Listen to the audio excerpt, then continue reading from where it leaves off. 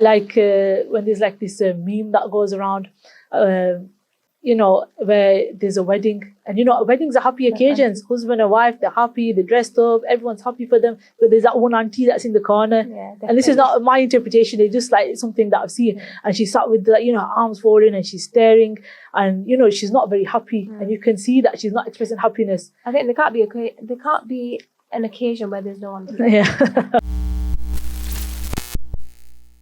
Assalamu alaikum, welcome back to our character development series. Inshallah, today we will be discussing the topic of envy. Envy, translated into Arabic, is known as hasad. This is a disease that begins within the heart. It makes a person become very jealous of certain blessings that another individual has, to the point where they wish that this blessing is taken away from them, or they wish that they lose that blessing, or that something bad happens to the blessing that that individual has been given from Allah subhanahu wa ta'ala, or even to the point where they want that blessing for themselves. Now, this is something that's become really widespread. You know, it's happening within this thinking, and this behavior is happening within homes, within workplaces, communities. Unfortunately, it's become very widespread to the point where some people may have experienced someone being very envious towards them, or they may have felt the feeling of envy within their own selves. Now, in order to treat this disease of the heart, I think we first need to know, how does envy come about? How does it actually start? And I think one of the reasons why envy starts is basically not being content with what you have. Okay, so always like looking and questioning, and comparing. Why does so and so have that job, or why does so and so have that car? This kind of mentality. Okay, when our Prophet ﷺ has taught us to always look at those beneath us rather than those above us, in order that these diseases don't enter our heart. If we're always looking at those who are above us, we're never going to be content. We are going to get this illness of envy within ourselves. And if we look at those who are below us, we'll always feel grateful for the situation we're at. We'll feel, you know, we're in a good situation. So it brings about goodness in our thinking and within our heart. So the first thing I personally believe that stems envy is not being content with what you have, what Allah's given to you. And another one I believe is pride. So if someone has arrogance within themselves, they can't accept anyone else who has something more than them. For example, if you see a really successful, wealthy businessman, and then you see that businessman sees somebody who's in an average job working, and all of a sudden, the guy who's in the average job working, he pulls out this really nice car, and this businessman who's earning so much money sees that. This pride that's in him, he can't take it, he can't cope with. How has he got that when I'm earning more than him? How can he be blessed with that? It's this questioning of the blessings which Allah Ta'ala gives upon a person, continuously questioning what Allah has given, comparing, is what starts to build envy within the heart. Even to the point where, like you mentioned about I want to Adam alayhi salam, and the first ever event that took place, and this all came about with jealousy. So it was when Allah subhanahu wa ta'ala ordered Shaitan to bow down to Adam alayhi salam, and Shaitan refused, only because he was jealous of the superiority that Allah subhanahu wa ta'ala gave to Hazrat Adam alayhi salam. And that's where the first ever form of jealousy kind of stemmed from. And then Shaitan made a promise to Allah subhanahu wa ta'ala that the descendants of your creation, I will make sure that I make astray except a few. And then Shaitan descended that envy, that jealousy into Hazrat Adam alayhi salam and Hawa in Jannah. And then unfortunately they were tempted to take the fruits that they were told not to, and then they were released from Jannah. So from what you just mentioned, from there we now understand envy is not just something which is brewing within the heart. A person can actually physically begin to act upon this. So to the point where you mentioned that Iblis was jealous of Adam alayhi salam, so he started to envy him. Okay, and then what did he do? He acted upon that envy. He started to lead them astray. He physically started to act upon this envy to the point where he challenged Allah subhanahu wa ta'ala as well, didn't he? So he went to that level where that person becomes no longer able to recognize. They become blind-sighted by this evil disease of envy. I think it's everyone has that consciousness of, having that feeling that this is something it's a wrong feeling, it's a wrong emotion, but not tackling that and asking Allah subhanahu wa ta'ala, seeking refuge from Allah subhanahu wa ta'ala, for this kind of emotion, just completely ignoring it and actually working on this negative feeling is something that I think that's what obviously Shaitan did. And when we see this story, we should enforce that into our own lives. And you can see that it's an attribute of Shaitan. Yeah, definitely. We don't want, from him. we do not want this attribute of envy. It's something which was instilled in him. Yeah. We don't want to copy his actions to know that, before we read the Quran, what do we say? A'udhu billahi minash shaitanir rajeem. We're always seeking refuge from Shaitan. So why would we want to adopt a characteristic or trait of him? Yeah, definitely. Okay.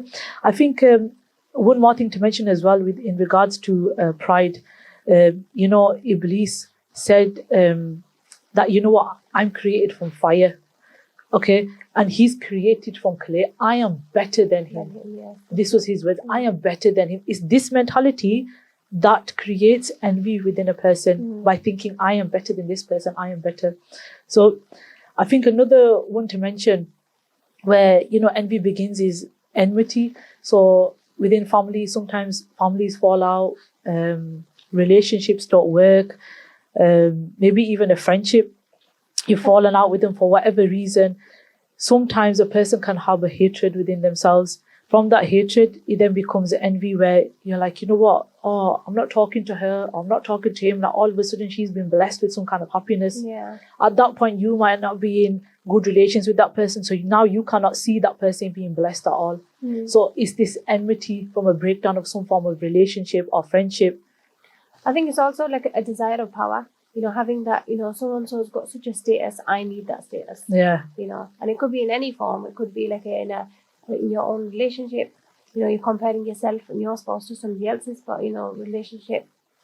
Or it could be like in a workforce. True. Or atmosphere. Going back to the story you mentioned about Adam alayhi salam. Yeah. When talking about enmity. When the anger that Shaitan had, the jealousy that he instilled within himself, he portrayed that into Istighfar Adam alayhi salam's children as well. He made that promise and he made sure to fulfill it. So much so that when Hazrat Adam alayhi salam and Hawa had they were blessed with offspring, Shaitan whispered in their children's ears as well, made them have that envy within themselves.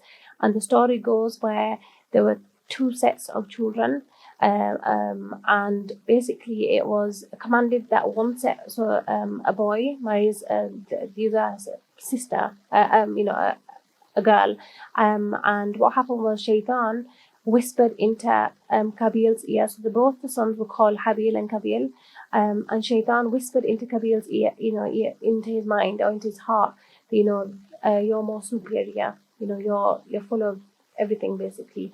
Whereas Habil, subhanallah, his character was beautiful. He was very generous, righteous, God-fearing, wasn't it? Subhanallah. Whereas Qabil was the complete opposite. He had arrogance and pride. And then he always used to compare himself to his brother. And so much so that when he decided that he wanted to get married to this girl, subhanallah, Adam alayhi salam gave a suggestion that offer the sacrifice, and whichever of your offerings is accepted, they can then marry the girl. So Habil, subhanallah, according to his character, offered the best of sacrifices, and Qabil, according to his character, offered the most inferior of sacrifices. And obviously, subhanallah, when we do give sadaqah, on a normal day-to-day basis, we should offer it in a way that this is a lesson for us. That we should offer it in a way that what outcome do we want by it? And they say that subhanallah, when you give to, for example, the poor and needy, on the day of judgment, you're going to be judged according to what you've given, subhanallah. So obviously Habil's offering was accepted, and the amount of outrage and anger that was instilled into Qabil because of this, Astaghfar, he accused his father of secretly doing dua for his son, Habil. May his offering be accepted. And after that, with the amount of anger that he had, he killed his brother Habil. So astaghfirullah, like with the iron rod. And some people say that it was a rock. And I think with this story, you know, the amount of anger you have, there's always that other side, the opposite side, where, you know, you feel that, you know, this is wrong. Yeah. But no way did he ever think that, you know, I need to seek refuge. Mm-hmm. You know, there's always that side, but he didn't. He listened to the whispers of shaitan, and unfortunately, he became a loser. So from this story that obviously you've narrated now, from this we can come to understand that it's not just a feeling. Hasad is not just a feeling that brews in the heart. In this case, Qabil actually... It became more than that. Yeah, it became more than that. He physically went and attacked a person. Yeah. This is why it's such a deadly disease within a person. And we need to seek cure for this right from the beginning, when we feel like it may be entering within us. Yeah. And he acted upon it to the point where he killed his brother. But even right before he killed his brother said to him that, you know, I'm not going to do what you do to me. Yeah. So from there we learn that if someone is doing that with you, you don't retaliate in the same way. He said, like, you know, I'm God-fearing. I'm not going to do what you're doing to me. And when he went to the point, even like you said, he even started to blame his father. Or his sacrifice has been accepted because you must have been making dua. It shows that the person mentally begins to lose their senses, to the point where he was accusing his father that you favoritized him. This is a disease which grows and grows and becomes worse, and it must be uprooted right from the beginning. And I think that's a really, really like good example. And at the same point, both of the brothers, they're from the same womb as well, but yet they were so different. And again, from this we learn that this rivalry or this form of hasad can be amongst anyone. It can be in children, it can be amongst brothers and sisters, like I mentioned before, in workplaces, in households. It can be anywhere. It's within a person. I think even obviously it's a negative form of emotion to have, but I think it's such an amazing story because it puts into perspective our own daily lives. You know, like any kind of family member that you might have, or a child, or a work colleague, or anybody. You know, you work on this story, think about the lessons that Allah subhanahu wa ta'ala is trying to teach us through it, and then you enforce that on your own situation. Definitely, inshallah. I mean, you know, now you mentioned that story, it's come to my mind, you know, Yusuf alayhi salam, when he had the dream, and then he told his father, and his father said, don't tell any of your brothers. And then when they came to know what happened, what did they do to him? Exactly. They acted on this form of jealousy, and they acted on it physically, where they went and they buried him. And then with jealousy, how many lies did they have to tell just to kind of, you know, make that happen? So one disease enters and another one grows and another one grows. And then, but the good thing is, from the end of that, we saw the cure of it, which they realized their mistake and they did tawbah. So from that story, you can understand the cure from it as well. I mean, continuous practice of these ill traits in the heart, it makes it become blind, as we mentioned.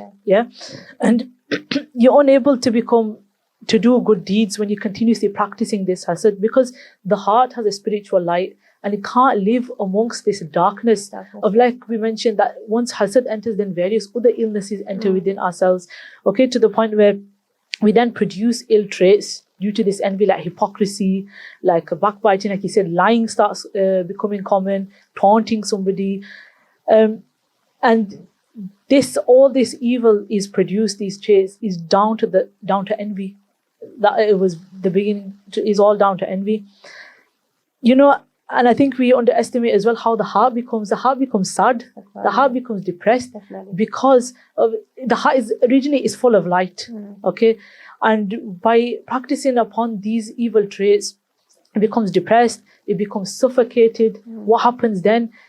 Because you make it like that by continuously not being happy, by continuously comparing, you make yourself and your heart become very sad. And I think because of that, especially when you're going through that, you're reducing your own blessings. Of course, because you're always busy looking at exactly. other people all the time. And you know, as well with the envy, when you start acting upon envy, you know, it can be seen physically on a person as well. So like we know, alhamdulillah, Allah conceals whatever we have within our heart. Only Allah Ta'ala is aware what is within our heart. Until we physically start acting upon it, people can see. So, you know, when envy is within the heart, not everyone obviously can see that, but we're aware of how we're thinking and what our thoughts and how we feel. But when envy consumes the heart, it's then apparent physically. So you'll see by the way the person speaks, the way they talk, the way they address you, the way their eyes are. Like when there's like this meme that goes around, where there's a wedding, and weddings are happy occasions. Husband and wife, they're happy, they're dressed up, everyone's happy for them. But there's that one auntie that's in the corner, and this is not my interpretation. It's just like something that I've seen. And she sat with her arms folded, and she's staring, and she's not very happy, and you can see that she's not expressing happiness. I think there can't be an occasion where there's no one. I know. So you can see that physically it starts to show on a person. Or you'll find somebody where, say you've got a blessing and you're really happy, and you're sharing it, thinking that this is my family member. You share it, and that person all of a sudden they start bringing faults in it. Like, I don't know, you might say, oh, look, I've got this new jilbab, I bought it from here, or I bought this specific dress for the wedding that's coming up. And then the person will look at it, and then they'll observe it, and then they'll have nothing nice to say. They'll just continuously put faults in it, to the point where they make you feel really low. And a lot of times this is due to hasad, the envy that's in the person. They obviously do not like what you have. They want it to be taken away from you. They don't want you to wear that. So they don't want you to have it. So how do they take it away from you? By picking so many faults in it. So you no longer like that as well. Exactly. I mean, whatever's within the heart will always show physically, as I mentioned. So a good heart will always have good speech, okay? Because the tongue is the reflection of the heart. So if you're a good person, you're always going to speak good. Physically, you're always going to be involved in good things. If you're harboring ill traits within yourself, eventually it will be shown on your tongue. And then physically, you then start performing them bad actions, like we mentioned in two of the examples. I mean, the Prophet ﷺ said himself that there's a piece of flesh within the body, and if that's sound, then the whole body is sound. And if that becomes corrupted or bad, then the whole body becomes diseased and corrupted and bad. And that flesh, we know, is the heart. Yeah, definitely. So it shows the importance. And you know what? When the Prophet ﷺ mentions about being diseased and becoming bad, it's not just the spiritual aspect that we're talking about. Even physically, when you're harboring feelings like anger and resentment, you put a strain on your body. You begin to weaken your own immune system. That then has a toll on the rest of your body, producing other illnesses. Or if you harbor this anger all the time, you then get high blood pressure, which then causes another effect physically on your body, as well as ruining yourself within, your relationship with Allah subhanahu wa ta'ala and the people. As well, those around you. And then you wonder why people are leaving, your presence, basically. Yeah. Exactly. And then that kind of stems to so many other, mental problems, such as depression and everything else. I think from that you can tell that the main focus of or maybe trying to, take yourself out of that, disease is always, I think, staying in good company. It depends on your company, and the atmosphere you're in. The company that you are, they reflect your own personality. Well, that definitely, the Prophet ﷺ has told us that, is definitely one of the remedies of hasad. I mean, the Prophet ﷺ also told us that, be aware of hasad, because, it destroys good deeds the way fire burns wood. Fire burns wood, left with nothing there. You wouldn't even know that there was even ever any wood that existed, or anything that's piled upon fire. It completely erases whatever's there. I think it's a really important reminder for us that on the Day of Judgment we might think, we've done so many good deeds. Yeah. But then were our intentions actually correct? Yeah. Yes, that's fine. Because then, can you imagine going to see Allah subhanahu wa ta'ala thinking that you've got everything, you've got this, this final destination, when really the counts that you have are nothing, and then the people that you have been slaying or speaking about, they come and take them. Yeah. That's fine. I mean, like you said, it just leaves us empty on the day of Qiyamah. And you know what? We need to wake up to what we're doing. You know what?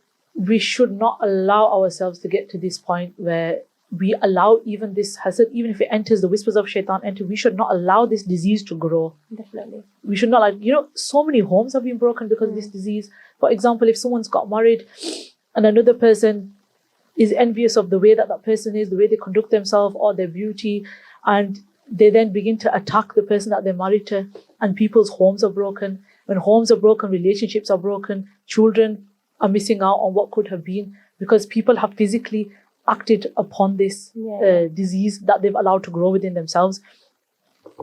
I think you mentioned earlier about how to kind of how to suppress it, or even how to fix it before it becomes a huge problem. Like, for example, if it's in a child, do you want to touch upon that?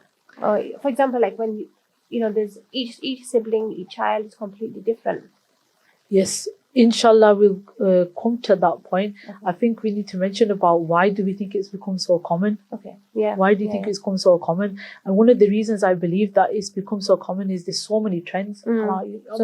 Social media. So we've got like TikTok, we've got Instagram, we've got Snapchat. There's loads of platforms, and there's nothing wrong with them platforms. That's what I need to make clear. As long as we use them in the right way, there's nothing wrong with that. But what's happening is now is you'll see a young couple, they're newly married, right? And they're showing themselves over Instagram, and the husband's there making really nice Rocher bouquets with roses all around them. And then you find another couple that's newly married, just like them, and they're looking at their videos and everything. And firstly, the people who are making those videos, they're inviting hasad because they're showing all of their blessings. And then the people who are watching are looking, well, you know what? The wife might be like, well, you know what? He don't even remember the anniversary, or you know what? He don't even remember the day we got married, or he ain't even got me a box of chocolates. And there's this guy here, wonderful guy who's making bouquets with roses, and he's so creative. And then because some people are showcasing their blessings, they're allowing envy to be upon them. And they're also, what's happening is envy is entering people's hearts because people are always watching what's going on and continue. They start to compare what they have. They become unhappy with their blessings, And also, I think our connection with Allah subhanahu wa ta'ala has become very weak. Become very fast in working life and maintaining what we have and continuously accumulating what we have. Our goals, our focus has changed from being more into what we need to get in the world, rather than focusing on, you know what, that's okay to have achievements and goals, but we need to also keep a balance and remember our akhirat as well and what we actually are here for. We become so focused on one thing, and then when we start getting so focused on our goals in the dunya, we then become envious of, we allow envy basically to enter our heart, because when we see other people achieving their goals or getting further than us, or for example, I'm this age and so same age as me and they've got married, or so is same age as me and they've now bought a house, or I need to do that. This kind of mentality has started to become very common, and this is where we allow the disease of envy to enter our hearts. And you mentioned to me before about speaking about children, and with that, I'd just like to say that, I mentioned as well at the beginning that, envy, it doesn't discriminate. Envy can start from children, adults, family members, friends. There's no specific. Okay. And sometimes, you can't see it in a child, envy. For example, if say they've both gone to the same madrasa or the same school, and one of them's come home with a certificate and they're doing really well and they're really happy and they're showing you it and you're like, wow, you're doing really well, amazing. And the other child, if you just look and you'll notice the other child might not be that happy. That child might get so angry that they physically then act upon it and they get the certificate and they rip it, or they go off crying, or they go off in a mood. Now, that's when as a parent, you have to realize, okay, I've seen a trait in my child, I have to be honest, that I don't like.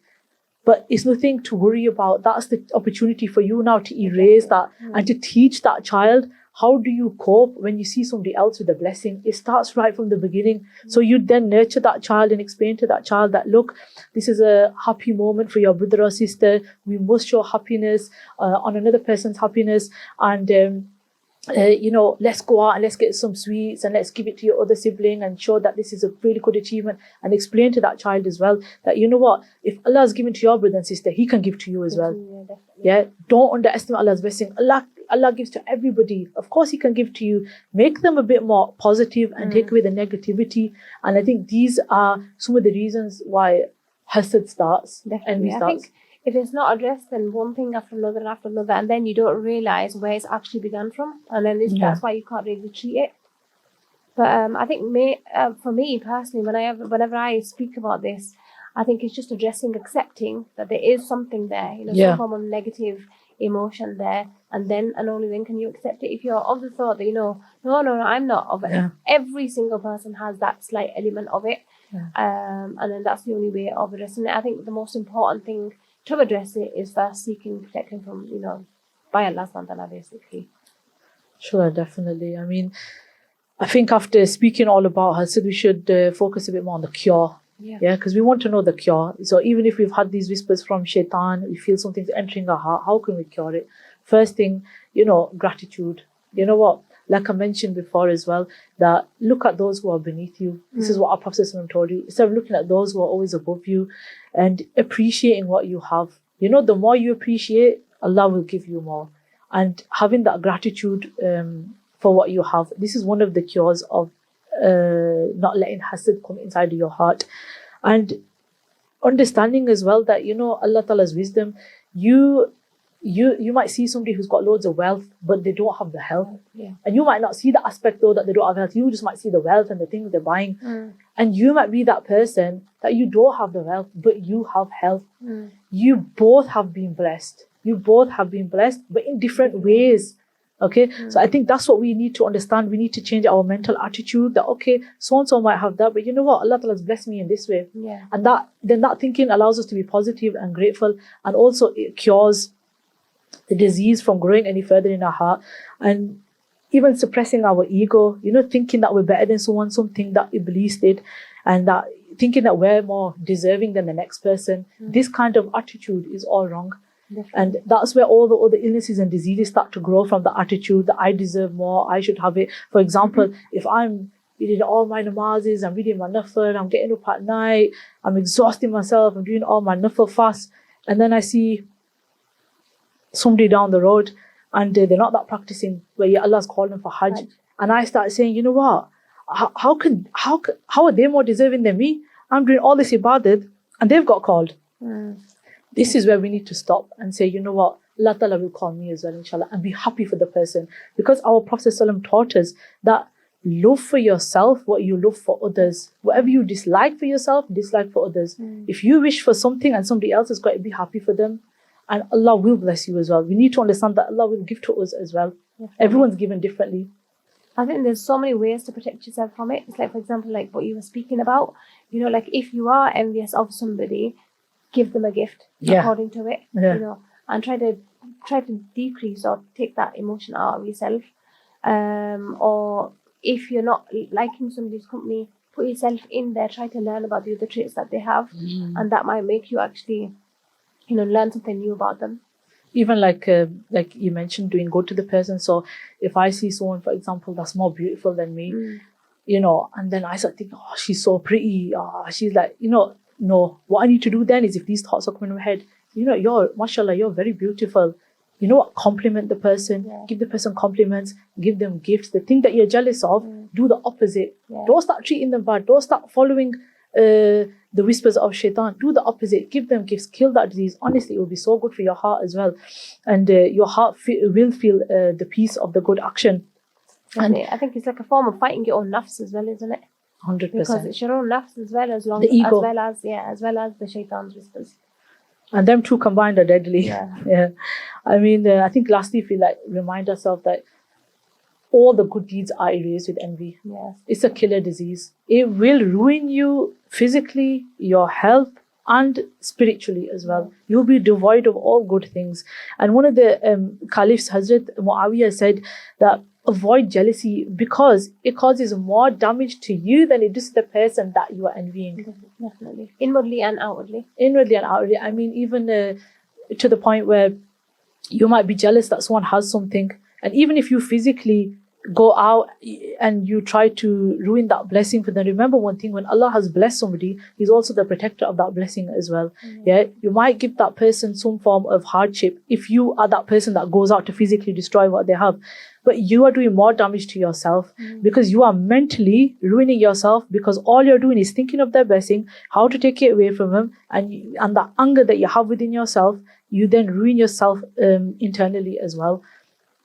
So it's something which we need to be mindful of. I mean, like I mentioned about how common it's become because of how we display all of our blessings. And the Prophet ﷺ even taught us that, look, everyone who's blessed is envied. So keep it hidden, keep your blessings hidden. I'm not saying don't share it with anybody. Share it with the people who you feel, they're righteous people, they'll be happy, they'll make dua for me. Don't put it all over for everyone to see, because then you are inviting envy. Definitely. It's like, for example, like children's achievements or pictures and stuff like that. And I think when people, unfortunately, they learn the hard way. when they see that the negative outcomes of it, then they think, oh, well, I shouldn't have done that. But Yeah, I it's so absolutely love the falak. way exactly. I absolutely love the way you've explained it. And I'm more concentrating on myself and the areas that I can be improving on. And then We're all after in you that go, same boat. so like you go off in your own little world and you're not really like concentrating on what else that we can possibly do. I mean, even like with the Surah Falak, I don't know if you want to elaborate on Surah Falak. I think there's a beautiful benefit, or there's a beautiful way of kind of making sure that you don't, that emotion doesn't increase, or you're trying to erase it completely out of your heart, inshallah, is reading Surah Falak and Surah Nas before you sleep. Because in both surahs, they mention the protection of Allah subhanahu wa ta'ala from such diseases. And I think it's a beautiful trait to have and to kind of enforce onto your loved ones as well. In Surah Falak as well, it mentions وَمِن شَرِّ حَاسِدٍ إِذَا حَسَدَ. So Allah Ta'ala is teaching us as well to seek refuge from the one who envies, which clearly it states is something which is a disease. It does affect other people. That's where we are told to seek refuge from it. And I mean, speaking about forms of protection, I think that's a whole different topic on its own. And today we just wanted to address the characteristic traits which we don't want ourselves to have, and how to cure them, inshallah. Ways of basically addressing it and actually accepting it and curing ourselves from it. It's very common in everyone, to be honest. And inshallah, Jazakallah khair for listening and for watching. Jazakallah.